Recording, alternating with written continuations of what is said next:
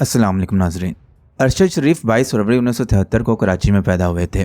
रावलपिंडी के golden college से BA और कायदे-ए-आज़म यूनिवर्सिटी से एमए किया था। पढ़ाई के दिनों में फ्रीलांस जर्नलिस्ट बन गए थे और उसके बाद अमली तौर पर सहाफ़त से वाबस्ता हुए।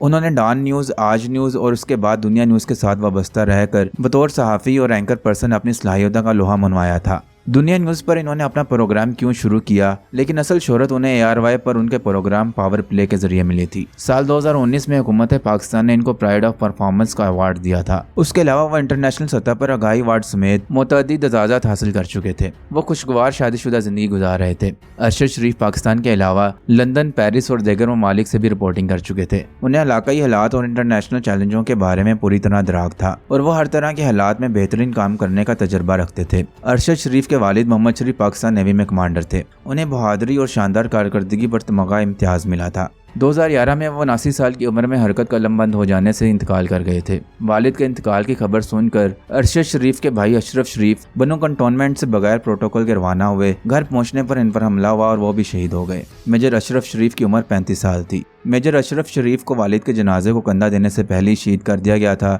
और एक घर में 2 जनाजे उठे थे। मेजर अशरफ शरीफ को पूरे फौजी एजाज के साथ मिलिट्री कब्रिस्तान में सुपुर्द खाक किया गया था। बाज़ मीडिया रिपोर्ट्स में अशरफ शरीफ के इंतकाल की वजह कार हादसा करार दी गई है और गुज़िश्ता दिन अरशद शरीफ को फायरिंग का निशाना बनाकर कत्ल किए जाने की खबर भी सामने आई है। अरशद शरीफ हालिया चंद माह में खबरों में उस वक्त आए जब 13 अगस्त को पुलिस ने अरशद शरीफ समेत ARY के सहाफ़ियों और CEO के खिलाफ मुकदमा दर्ज किया था। मुकदमे के इंदराज के बाद अरशद शरीफ ने पाकिस्तान छोड़ दिया था। उसके कुछ ही दिन बाद अरशद शरीफ के बयानात के रद्द-ए-अमल में ARY ने ऐलान किया था कि चैनल उनके साथ अपनी 8 साल रफाकत खत्म कर रहा है। अगस्त में पाकिस्तान छोड़ने के बाद अरशद शरीफ लंदन में देखे गए थे, लेकिन अभी तक ये वाज़िया नहीं हो सका कि वो कीनिया के शहर नैरोबी क्यों गए थे। अरशद शरीफ को गोली किसने मारी, इस हवाले से कीनिया ने रिपोर्ट जारी की है, जिसके मुताबिक अरशद शरीफ को कीनिया की पुलिस ने गलत फहमी में मार दिया। जिस कार में अरशद शरीफ सवार थे, पुलिस को उस जैसी कार की तलाश थी। अरशद शरीफ के ड्राइवर के नाका तोड़ने पर पुलिस ने फायरिंग की। अरशद शरीफ को सर पर गोली लगी, जिससे उनकी वफात हो गई थी। अरशद शरीफ गैर कानूनी गाड़ी में सफर कर रहे थे